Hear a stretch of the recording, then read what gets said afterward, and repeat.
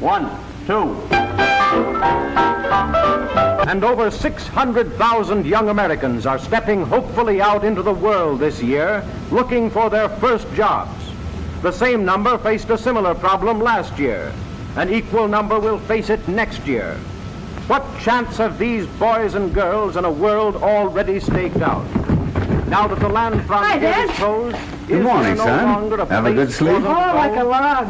Will they find welcome or closed signs on the gateways of opportunity? Blah, blah, What blah. can a How young can you stand it generation before look forward breakfast? to? Wait a minute, What bud. hope is there for youth in the world of tomorrow?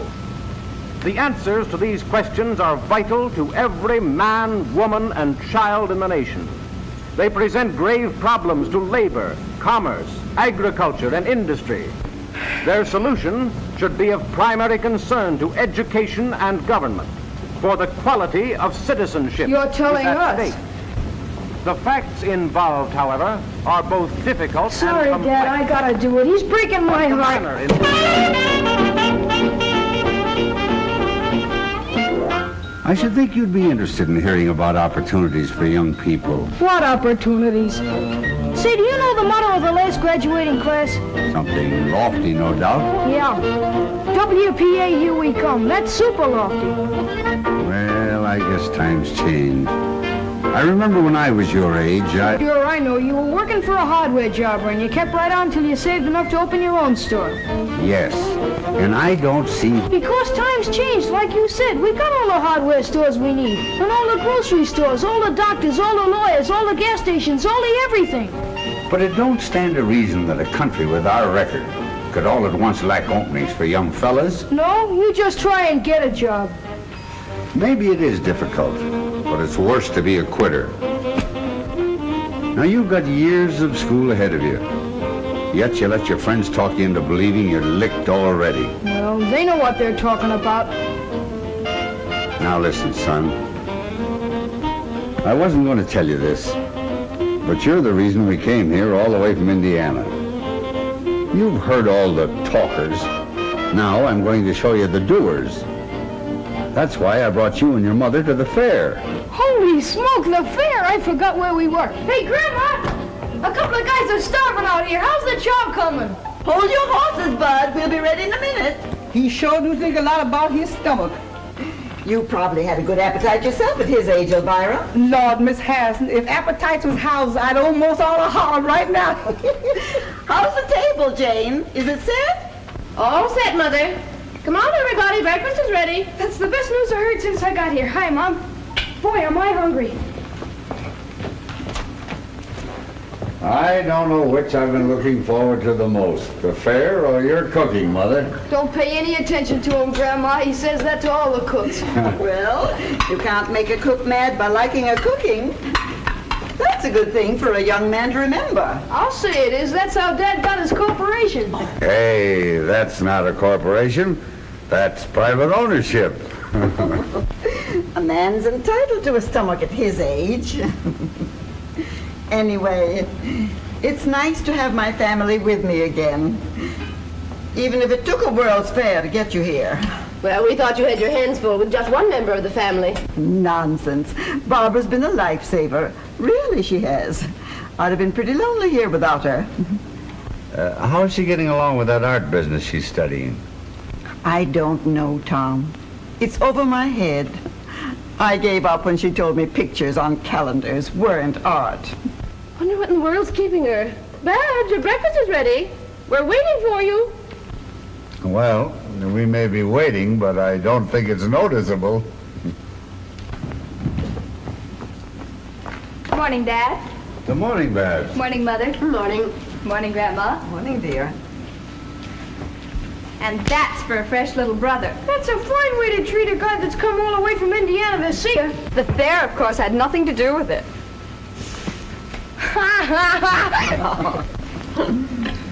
My, I never realized what a good-looking daughter I had. Oh, pardon me, we had. Grandma, do you have to run an all-night lunchroom for our boyfriends like Mom did? No, there's only one, and I don't see him very often. Why, of course. Jim Treadway from back home. He's working at the fair. You couldn't do better, Babs. Jim's a fine boy. Chip off the old block. He's going places. Not with me, he isn't. What are you trying to do, get rid of me? Oh, Jim's a nice fellow, of course, only I'm not in love with him. But, Babs, I thought you had, some sort of understanding. That was in high school. I was young then. I'm grown up now, and I have better judgment. When do we get a peep at your better judgment, kid? Well, I didn't know you were going with anybody else, Babs. Is it somebody we know? Now, Jane, there's plenty of time. We just got here last night and you want to know everything before she even gets a chance to say hello. There's nothing to get excited about. I'm not in love. At least I don't think I am. Oh, I was afraid something like this would happen. Oh, stop flying off the handle. I know all about it. Who is he, Babs? He's Nicholas Makaroff, my art teacher. Oh, so you turned out to be a teacher's pet. I suppose you take him an apple. That will do from you, young man. Nick's been in America since he was a little boy. But he knows the world like we know Main Street. He's a genius. You like him. Oh, sure we will. Anybody you like is okay with us. Oh, I've got to be running along. I'm late. Where'll I meet you for lunch? Well, I thought it'd be kind of nice if we looked up Jim Treadway first. His folks said he's working at the Westinghouse building. Supposing we all meet there. Babs, why don't you bring Mr. your friend along? We'd love to meet him. Sure, fetch him along, Babs. Well, all right, if he can get away. He's awfully busy right now, but I'll ask him. Goodbye. Goodbye, Bye-bye. dear. Yes, sir. It's just what this family needs. An artist. Now maybe we can get the house painted for nothing.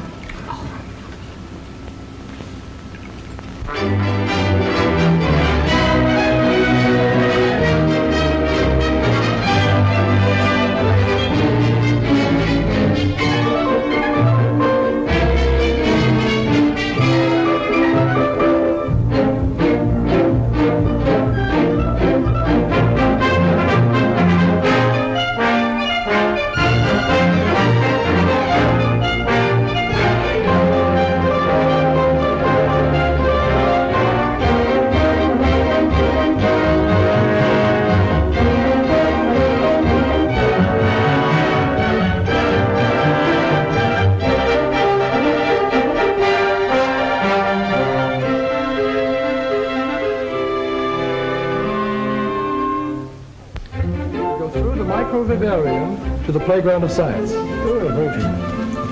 Hiya, Jim, how's the boy? Hello, Bud! The same old Bud. That's a new one, isn't it? Yeah, isn't it a beaut? Hello, Jim. Hello, Mrs. Harrison. How are you, Mrs. Middleton? Oh, Jim, it's so good to see you. You're looking fine. It's good to see you again. Hello, Mr. Middleton. How are you? Put her there, Jim. You're certainly a sight for sore eyes. It's sure grand to see somebody from the old hometown. When'd you get in? Just last night. Your father and mother saw us off. They said if we didn't look you up the first thing, they'd never speak to us again. Say, Jim, just what do you do around here? Are you a boss or something? Well, not exactly, Bud. I'm sort of backstop for the guides. When they can't answer a question, I take a crack at it. If I don't know it, I look it up, which is often. Gee, I didn't know you were that smart. I'm not, Bud.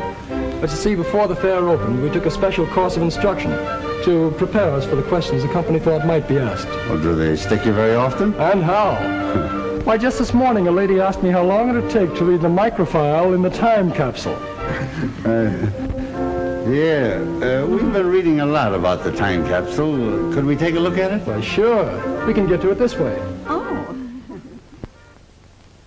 Time capsule of cupuli, deposited on the site of the New York World's Fair on September 23rd, 1938, by the Westinghouse Electric and Manufacturing Company. If anyone should come upon this capsule before the year AD 6939, let him not wantonly disturb it, for to do so would be to deprive the people of that era of the legacy here left them. Cherish it, therefore, in a safe place. 5,000 years from now, the peoples of the future will look back on us as we look back on the early Egyptians and Babylonians. The time capsule down there is actually a message from our time to theirs. Those who open and study it will know more about us than any man living today. But, Jim, how in the world do you know it'll last so long? Because the copper tools of the ancients have come down to us from even farther back. The capsule is made of a still better copper alloy called cupuli. It's hard as steel and equal to pure copper in resistance to corrosion. Well, what I'm wondering is how anybody will know how to find it in the year, what was it, 69, 39? How to find it, what's in it. In fact, everything about it was printed in the book of record of the time capsule. It's on permanent paper that's been distributed throughout the world. To libraries, museums, laboratories, monasteries, temples, every safe place imaginable. Well, who picked the stuff that was to go in it, Jim? A committee, aided by authorities in every field of science and the arts. It's a complete record of our civilization. Is this exactly like the capsule? Yes, and it's cut away so you can see how it's packed. These side cases show you the variety of things in them. Look, there's a woman's fan. The ladies' hat will reveal a lot about us to future scientists. It sure will. They'll think we're nuts. Are these little reels the microfile? Yes. It's hard to believe, but on these small reels of film are reproduced all these books, papers, and magazines. It's a record of 10 million words and 1,000 pictures. So how will they read them? A small microscope is included. But there are also instructions how to make a large reading machine. Also, how to make a motion picture projector for the 3 special newsreels. I suppose cloth and things like that are in it, too. Everything from samples of fabrics to a dozen different kinds of common seeds. I bet a nickel I know something that isn't in it. Mickey Mouse. You'd lose, Bud. Mickey Mouse, Dick Tracy, Barney Google, they're all there. Even toys and money. Why, the list of contents alone takes up 17 pages of fine print. Boy, they weren't fooling when they made that capsule, were they? It's the brains of the world done up in a small package. And it's the most permanent exhibit at the fair. It'll still be here when the rest of this place is nothing but dust. That's remarkable. Have you got time to show some of the other sites, Jim? All they can use. You men go along. Jane wants to write some postcards home. We'll look around and meet you later. Well, that's the writing room over there, the glass enclosed room. Perhaps you'd like to enter our letter writing contest. Letter writing contest? What's that, Jim? Well, both the folks who write and receive the best letters home from the fair each week are awarded cash prizes. The winners are announced every Sunday evening during our Letters Home radio program. See if you can get me the dope on that contest while you're over there. I might just as well have some of that cash as the next guy. Pretty sure of yourself, aren't you, Bud? Well, they can't shoot you for trying. Well, looks like the shop of old Watch the Birdie Schultz. Remember him, Jim? 6 deluxe portraits for $1. Well, you better take another look. He never had a camera like that one. That's a television camera. Holy smokes, does it work? Of course. You go down there, Mr. Middleton. You can see and hear Bud on a whole row of television receivers. You better be good. Bud, this is Frank Wells. Frank, this is Bud Middleton from the old hometown. Hiya, Bud. Hiya. Now, just act and talk naturally. Oh, is it going? It's on. Hiya, folks. This is Clark Gable Middleton speaking. As you can see if you've got your television sets turned on. What state are you from, Bud? Indiana, the greatest state in the world. And if Grover Whalen's listening in, New York's okay, too. Well, what do you think of the fair? Well, as a guy I once studied about said, I came, I saw, and I'm almost conquered. How am I doing, Dad?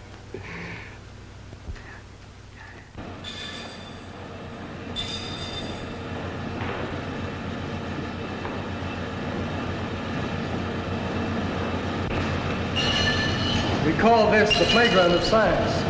But it really covers a lot of our normal research activities.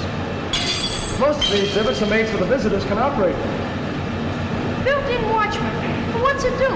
The bimetal discs like these are used for the control of current in our electric irons, refrigerators, and other home devices. They save you money by shutting off the current as soon as the right temperature has been reached. Well, that's a new one on me. They're used by the millions. Only they're hidden in the appliances where you can't see them. Oh, what's that? Well, that's the fantasizer.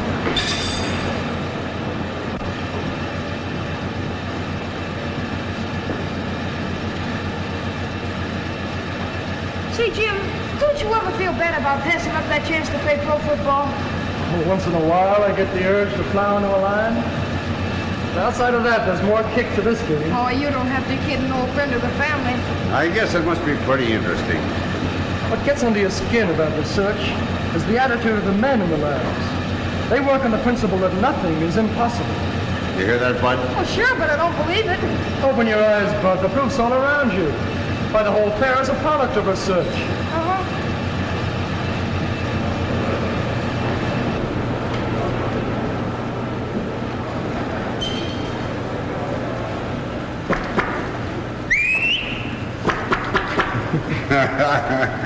One can't help marveling at all the new things they're inventing every day. A company can't stand still under the American system of private enterprise. It has two ways to go, back or forward. If it can make better products than the other fellow, it moves ahead. If it can't, the other fellow gets the business. But in either case, the public benefits. You mean in better goods? Yes. That's where fellows like me come in. In our research labs, we have four main jobs. We must constantly improve our existing products, so more people will be enabled to buy them. We must try to lower their cost by cutting waste of effort and material. Then we must anticipate the demand for new products before people realize they need them. Well, that's only 3 jobs, Jim. I kept count. The last is industrial prospecting. Like prospecting for oil or gold. Sometimes we hit gushers, like radio, mechanical refrigeration, or air conditioning. Then 100 new industries spring up and thousands of new jobs are created. And another boost is given to our standard of living. Just remember that, Bud. Well, here's something else that might interest you, Bud. Here's the oscilloscope.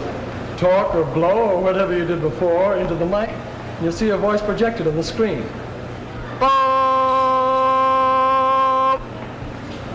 Tell me, Jim, do you honestly believe that industry can make enough jobs in the future to take care of the young people that are coming along? I think the problem is going to be the other way around. Industry will make so many jobs there won't be enough people to fill them. So you don't believe me, do you? Well, you sound like you're in cahoots with Dad. From all I've You're heard... liable to hear anything these days. You're willing to sit back and let a lot of self-appointed leaders do your thinking for you. Yeah, well, they believe we're on the skid. Yes, and the men who built this fair believe the opposite. And what's more, they back up their belief with $200 million worth of facts. Well, maybe the other side would, too, if they weren't busted. And they'll stay that way, till they learn that prosperity and pessimism don't travel together. But they're like you, Bud. They don't like facts. Oh, I don't mind them, Jim. Good. Then I'll introduce you to a few. Come along.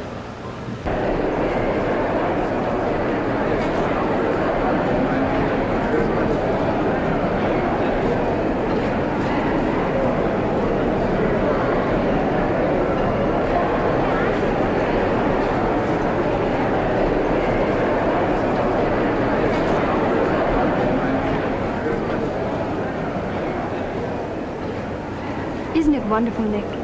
Beautiful. I guess we're a little early. What do you want to do? Anything but inspect this temple of capitalism? Oh, Nick. Look at them. Their eyes popping out of their heads, drooling over the very things that are taking away their jobs. Now, Nick, don't get all excited. My family think that America is a pretty swell place, and I don't want you to disillusion them. I know. I'm here to be exhibited. Mute but beautiful. Don't say that, please. I want them to like you, to know you as I do. Did you tell them we're in love? That I want to marry you? That I've asked you 100 times? Of course I haven't, Nick. It isn't like telling them that I've got a new hat.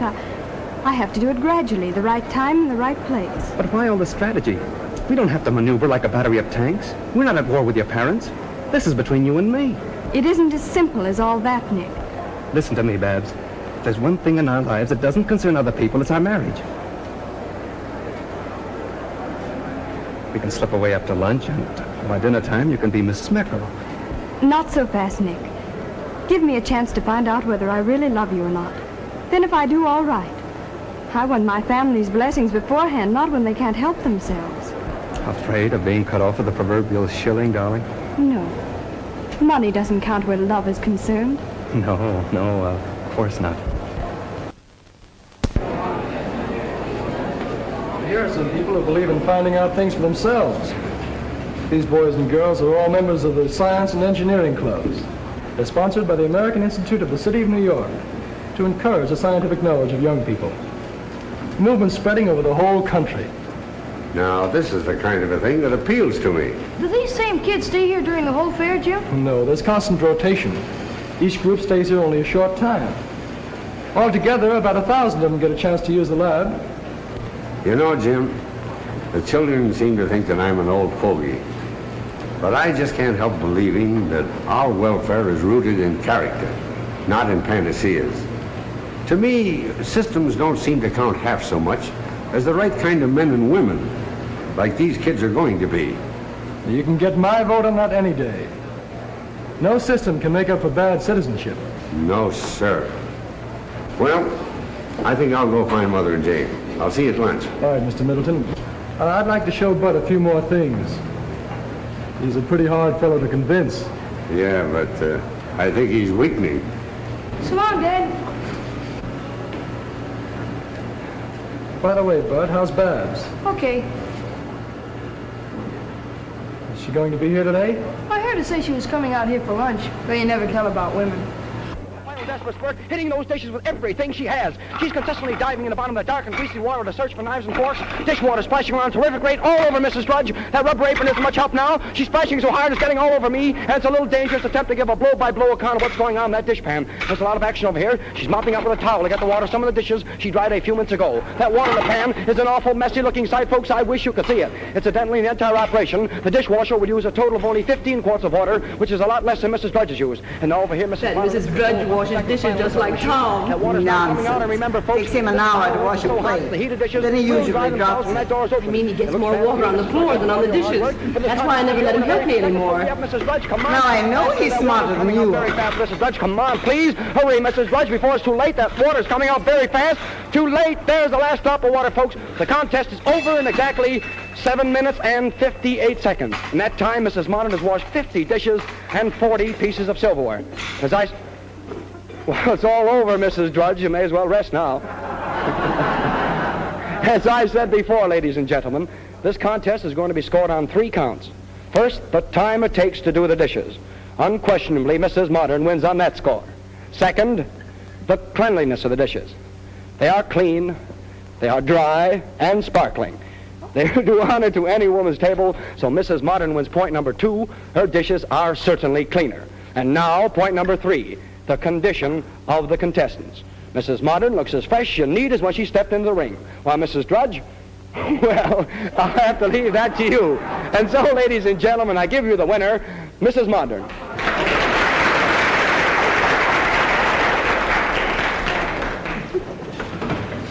I'm tired just from what that announcer said. Did you hear him, Mother? In 15 years, a woman washes, dries, and stacks a pile of dishes 9 times higher than the Empire State Building. Imagine it. Well, that didn't impress me half as much as seeing Mrs. Modern read a paper while her dishes were being washed. She'll look young when she's 100. Hi, Babs. Shake hands with an old pal of yours. Why, Jim, Babs, how are you? It's nice to see you again. you're looking well, as usual. Oh, this is Mr. Makaroff, my art teacher. Nick, this is Jim Treadway, one of the hometown boys. We're glad to know you, Mr. Makaroff. How are you? And this is my little brother, Makaroff. Hello. Oh, say, Babs, we're on our way to the Hall of Power. Why don't you tag along and learn something? Well, there's plenty of time before we meet the folks. I don't know, it might be fun. What do you think, Nick? All right, but don't expect me to be amused. There's nothing funny about the tools of capitalism.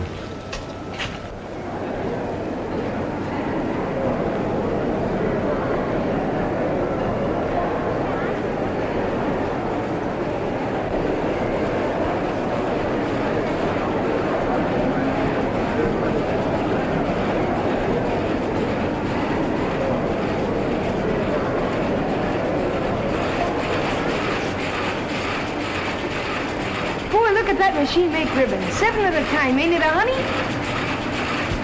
You'd be nearer right if you called it a Frankenstein's monster. No, that's in the movies. Why do you call it that, Nick? Machines like this destroy jobs. Think of the number of people who'd be working if we didn't have these power looms. Yes. I guess every woman in America would be weaving, and every home would be a sweatshop producing clothes for the family, like they were before we had power looms. I don't think I'd like that very much. I don't think you'd like homespun clothes either. Grandma tells me they didn't have much style, but they cost so much in hard labor you wore them till they fell apart. That's what the Cossacks do in Russia. Every couple of years they peel off their duds like sticking plaster. It might interest you to know that only the peasants do that. Not here they don't. We ain't got any. But you didn't answer Nick's question. I mean about looms like this keeping people out of work. A fellow with a red beard asked me the same thing the other day. He waited while I looked it up. Now, there were 4 textile mills in America in 1800. They employed a few hundred workers and used water power. Today, with electric and other power, around 1 million persons are employed in the textile industry. And clothes are so cheap, no one has to make his own. That, I think, answers your question. What's over here, Jim?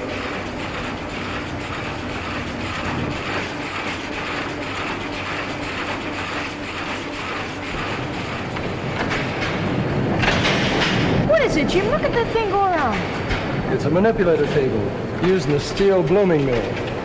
You can control a billet with these switches. Watch out, it's going off. Oh. The photoelectric equipment keeps it on the table. I suppose you're going to tell us machines like this benefit labor. And how? Not many years ago, steel making was a dangerous occupation. Now, the safest place a steel man can be is in the mill. It's safer than his home. That's right, capitalistic propaganda. Oh, you're kidding, Jim. I'm stating a fact. I know one steel plant that employs 10,000 men. While 15 of them lost their lives at home and other places, not one was lost in the steelworks. That's hard to believe. Well, there's the answer right there. Electrical control. Instead of swinging a sledgehammer all day and risking his neck, the steel man sits where Bud is and does his work with the master switches. Well, if one man can do all that with a machine, then I agree with Nick. It can't help but lessen jobs. Here's why they don't, Babs. It's very simple. Machine production makes better and cheaper products. As a result, more people want and can buy them. That in turn creates a demand for more labor. That's just one of those so-called economic laws that doesn't work in practice. It works in steel, printing, textiles, and automobiles, and they're the most mechanized industries in the country. Yes, but... Let's go see what's over here, Nick. All right. Now you can operate that yourself, Bud. Oh, thanks. Step on the dead man's pedal here, or keep it down always with the running. You step on the right pedal and you stop the machine. That's your brake. This is your gong. Does your company make any really large equipment, Mr. Treadway? Yes, they do. Some so big it has to be shipped piece by piece. For example, an electric furnace we made for a large motor company is 330 feet long. I thought so. Those are the kind of machines that displace men. Mass market industries don't modernize to save jobs, Mr. Makarov. Their aim is to increase production. That's how employment is created. The only way, in fact. General statements don't mean much to me, Mr. Treadway. All right, facts then. I know in 1 year these people spend $9 million for what you call the labor-saving machinery. That same year, they increased their payroll by 40,000 men and $88 million. Funny how a guy with facts can break up an argument. I suppose you think that's funny. Oh, so you can't take it, huh? Don't you think we'd better look up for folks? It must be nearly time for lunch. Yes, I guess you're right. They'll probably be looking for us. Come on, Bill. Okay. Nick, please be careful during lunch. Dad looks on things the same way Jim does, and he might take you seriously. But I am serious. I know, but promise me that you won't start an argument. All right, if you say so. But I won't enjoy myself.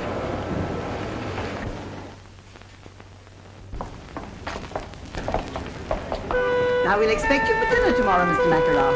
And please come early. Then we can have a chance for a nice, long talk. Thank you very much. I'll be glad to come. Sorry I have to break away now, but I must get back to school. Au revoir. Goodbye, Mr. Makarov. I enjoyed meeting you all. Sorry, but I must go. Au revoir. Goodbye. Babs. Oh, boy, was that a meal. I could go for chow like that all the time. You do, and you'll wind up in a sideshow. Well, did I behave all right? You were fine. Only don't misinterpret Dad's approval of Karl Marx. He thought you were talking about relatives of Groucho and Harpo. I don't believe I know them.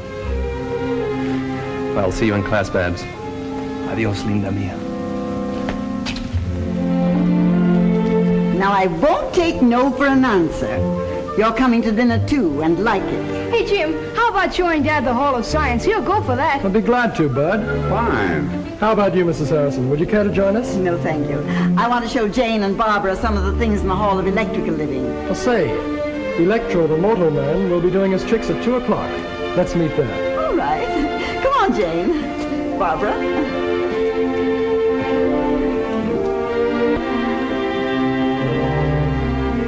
Well, This way.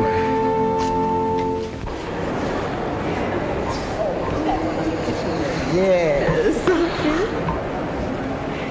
That's what I call smart. Making time the theme of the home exhibits. I don't get it. What's smart about it? Well, if there was one thing a woman in my day never had enough of, it was time.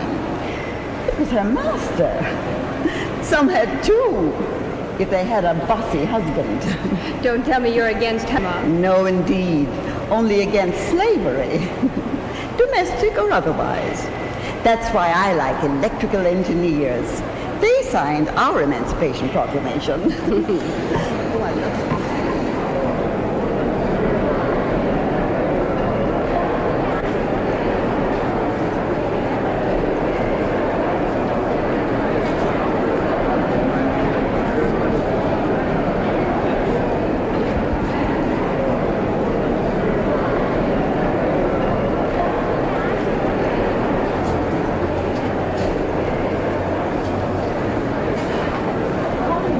Beautiful kitchen. Neat, isn't it? Neat? Nothing. It's a paradise. No one who hasn't cooked over a wood stove by the light of a kerosene lamp can really appreciate what it all means. The steps it would save. The good old days, eh, Grandma? Yes, and anybody who wants them can have my share. This is the new electric dishwasher. That's keen. Bud and Dad would sure go for it. They're the official dish dryers.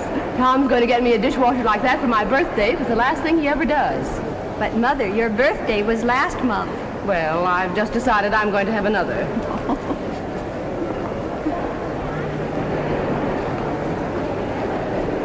This is nice. And very modern. Masculine, too. Miss, is that a three-way floor lamp? Yes, madam. If you step over here. You should show Nick these rooms, Barbara. It's a subtle way to set his feet in the right part. Well, what do you mean, Grandma? Well, even artists have to live, so there's no harm in showing them how you'd like to do it. Oh, that's old-fashioned. There are more important things today than homemaking. Maybe, but I don't know what they are. I always figured raising my family and keeping your grandfather well-fed and happy was pretty important. So did he. But Nick's different. He wouldn't care if you fed him sawdust. He just isn't interested in such things. We put away a mighty good lunch for a fellow who doesn't care. But he doesn't care, really. He's an idealist. You should hear him in class. He talks more about Aristotle than he does art. Did he tell you how Aristotle got the time to be a philosopher? No, I don't believe he did. Well, he talked the richest woman in all Greece into marrying him. And so, ladies and gentlemen, with a great deal of pride and pleasure, I present to you Electro, the Westinghouse Moto Man. Electro, come here. And here he comes, ladies and gentlemen, walking up to greet you under his own power.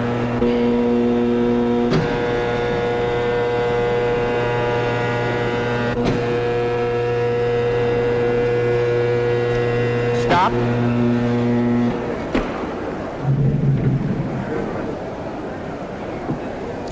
You see, all I need to do is to speak into this phone, and Electro does exactly what I tell him to do.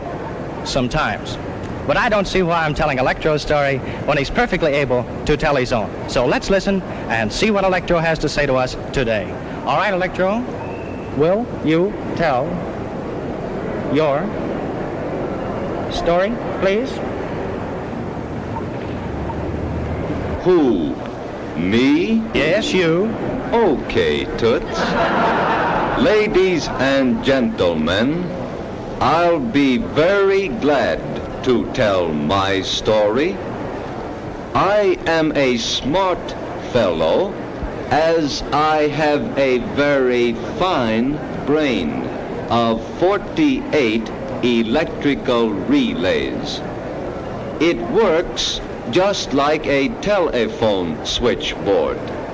If I get a wrong number, I can always blame the operator. Thank you. And by the way, I see a lot of good numbers out in our audience today. Electro, behave yourself. Quiet, please. I'm doing the talking. I'm sorry. That's the most remarkable thing I've ever seen. Boy, what a guard that guy'd make on my football team. Now, Electro, a moment ago you were bragging about being able to count on your fingers. Do you remember that? Well, we're going to find out about that. Now, do you remember how many children were born at the same time to a certain family up in Canada? Do you remember that? All right, let's see if you do. Count them on your right hand. 1, 2, 3, 4, 5. 5? Well, that's absolutely correct. Why, he's almost human. If he wasn't so big, I'd take him for an engineer. All right, now, Electro, I know you enjoy these, and I'm really going to try to give you a nice pleasure out of these. So here you are. You got that? Now hold on to it. You may now smoke this cigarette. Go on. Oh, yes, Electro, you do need a light, too, don't you? All right, here you are.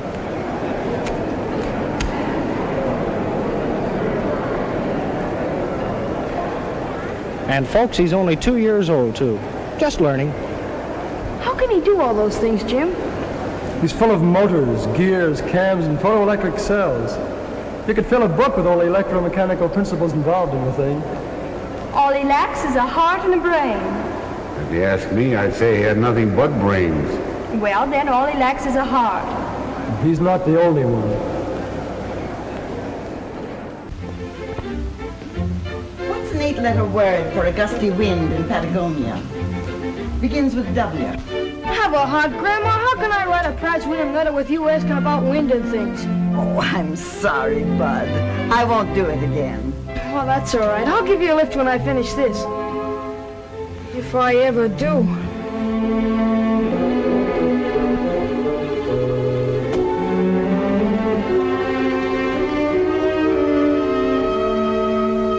Say, Jim, what would happen if all the things Westinghouse developed first just disappeared? Well, suddenly, I mean. Well, it's easy. There'd be no electrical industry. It'll put the world back 50 years. Why do you ask? Well, I figured all the others would write about what they saw at the fair. So if I tell them what wouldn't be there without Westinghouse, I won't have any competition. You got something there, Bud. Go to it. Hey, wait a minute, Jim. I need some facts. All right. Just consider 3 out of the thousands of things we pioneered and where we'd be without them. Oh, just a second. All right, go ahead. First, alternating current, or AC as most people call it. It permits the economical sending of electric power long distances from where it's generated. Second, the steam turbines for use in the big power stations where electricity is made. And third, radio broadcasting. The Westinghouse station KDKA at Pittsburgh was the first to broadcast programs on a regular schedule. Do you think those are enough? Well, we make over 8,000 other products you could mention. I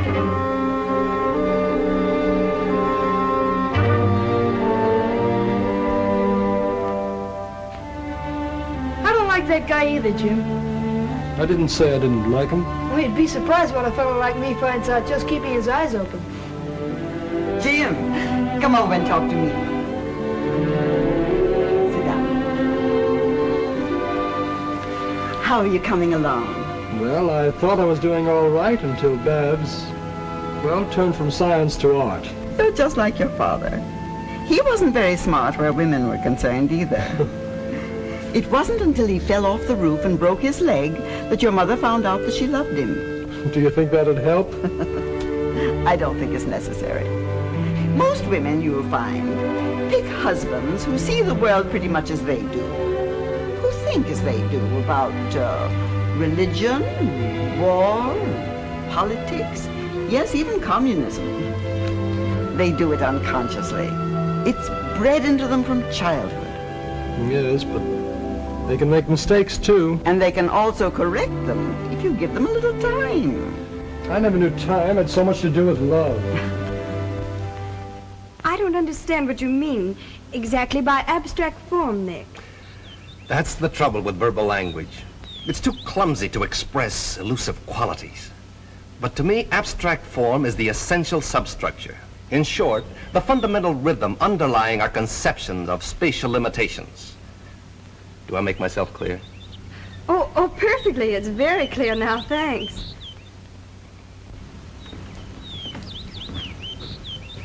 Say, this weather's almost as good as Indiana's. Don't get up.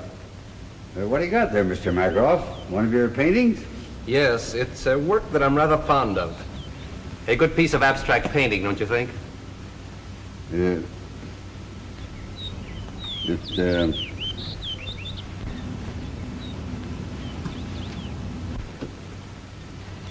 Oh. It's remarkable. Certainly got a lot of color. No doubt about that.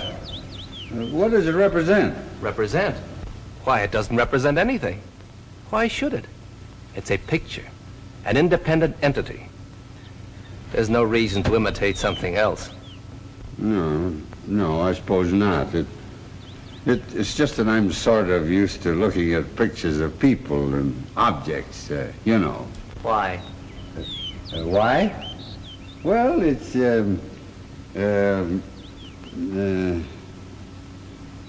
why?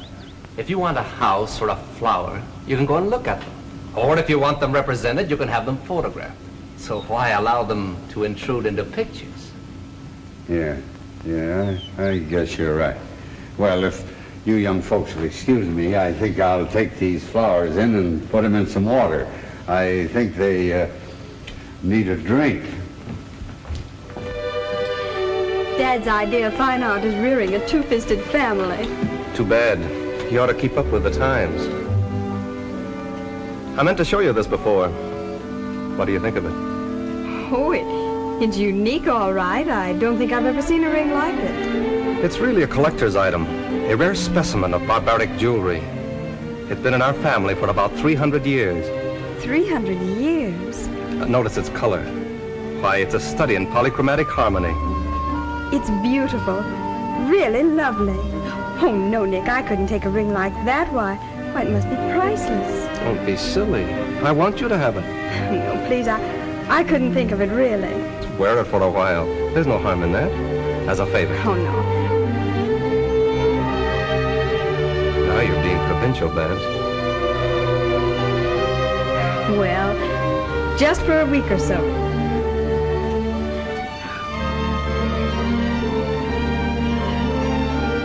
How does it look? Now that you're wearing it, I can tell you. This ring has been for over a dozen generations, the official seal of betrothal in my family.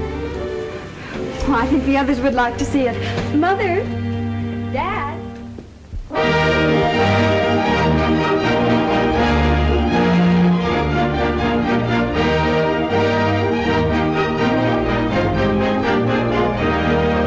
It's too big to describe in a song or a sonnet, so dress yourself up in your best bib and bonnet. The Westinghouse mat has a welcome upon it for you when you come to this fair.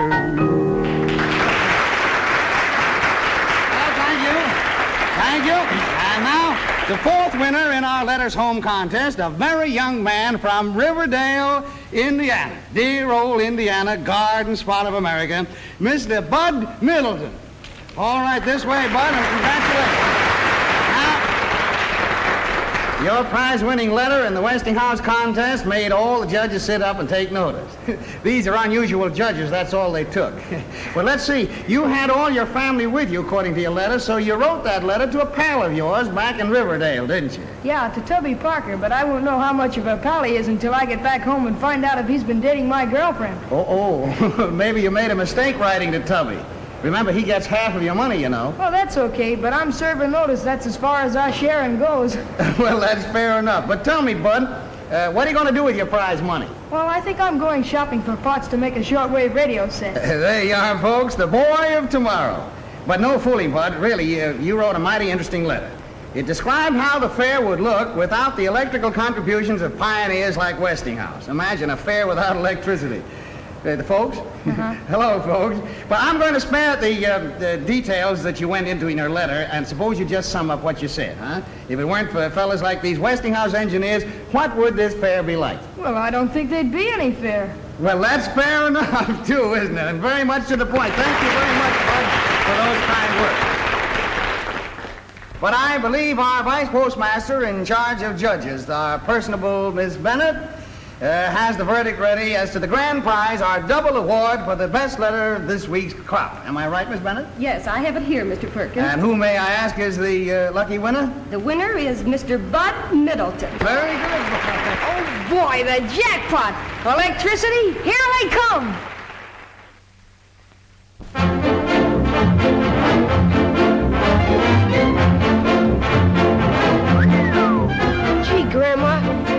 Sea of New York, the bigger it gets. It's the same as Main Street, back home, only larger and busier.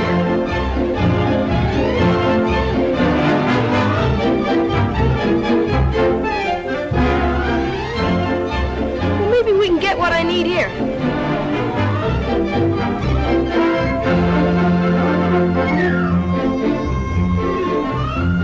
I wonder if they've got any new gags.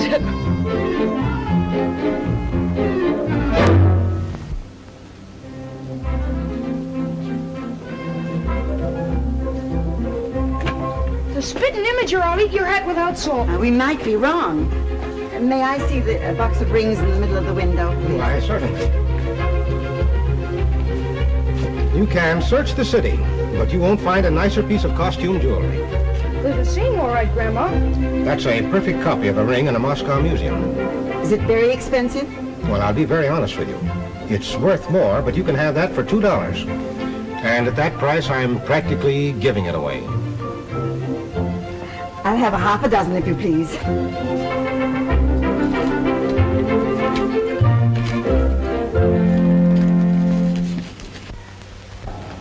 Why don't you let me fix these things, Miss Harrison? You know, Big Feet, that's my next to last husband. Big Feet say I make sandwiches that knock your eye out. That's why I'm doing them, Elvira. I have use for my eyes today. Huh. Ears is all you need. If that foreign gentleman's coming, he sure got a powerful tongue. Mr. Makarov's to be the guest of honor. Hello, Grandma. Hello, Elvira. Honey, you sure is dogged up. My. You look lovely, dear. Anything I can do to help? Oh, I nearly forgot. You left your ring on my dresser. My ring? That means bad luck of some sort. Grandma, I've got my ring. Why, they're absolutely the same. Where'd this other ring come from, I wonder? I don't know. Hello, everybody. Can I help? Oh, what's the matter with you, Babs? Are you sick? No. No, I'm all right. Oh, I declare I think you'd lose your head if it wasn't glued on. Here, it's your ring. I found it on my dresser. What's wrong? Don't you want it? The very same. Why, they're all alike. Where'd you get them all, Babs? Land sakes alive.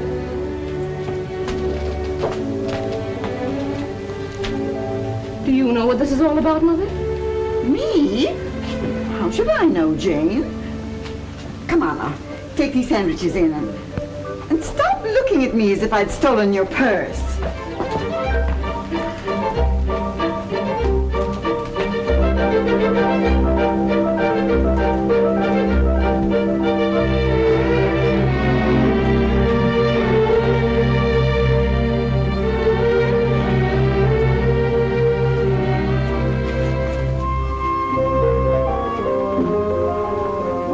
Isn't used to this shaving twice a day. Why I should look pretty is beyond me. He won't even know I'm around. Where's my tobacco? Oh, Babs, you left your ring in the bathroom. You know, that's no way to treat a valuable ring like this. You might lose it. Say, how many of them have you got anyway? Too many. Hi, everybody. Has the eating commenced yet? Gee, I haven't had anything to eat in about 4 hours. Food is good, but the service is awful. Oh, say, kid, just how many rings did that guy Nick give you? Was he in the jewelry business? Well, I found 2 of them in my room. Holy smoke, you got 1 million.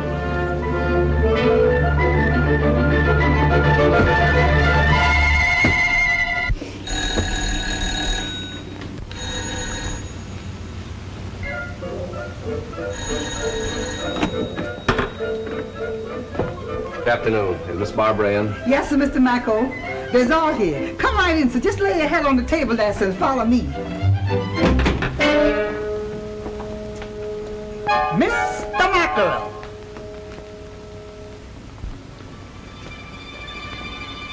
Good afternoon, Mrs. Middleton. Hello, Bud. Mrs. Harrison. How are you, Mr. Middleton? Babs. Have a Haven't you lost something? Young ladies shouldn't leave their valuables lying around.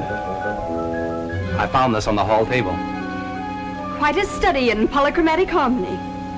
Don't you think? What? Why, the dirty crook told me there was only one of them. Keep with it, Dad. Give him a chance. Hey, let go of my arms. Will you get up? Hey, come on now. You gotta beat it, Nick. He's a wild man. When he gets going, I can't hold him much longer.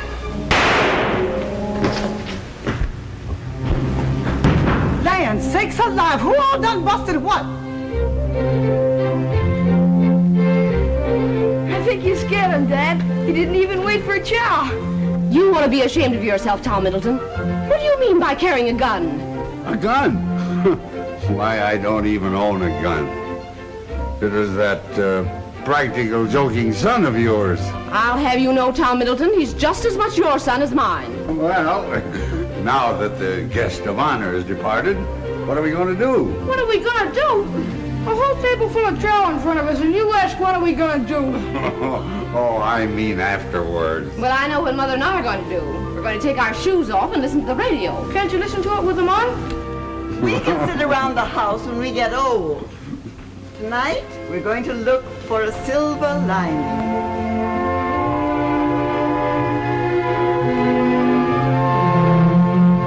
Just 46 years ago this month, I was doing the same thing, watching the lights of a World's Fair, the Columbian Exposition at Chicago.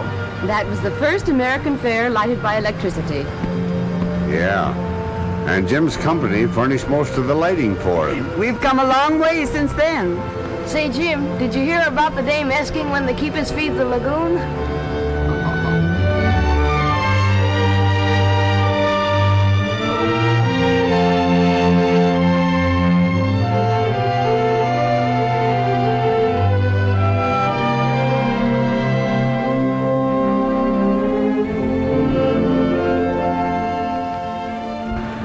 I can't help it, Babs. I've got to talk. Please, Jim, not now. Just let me hold on to you.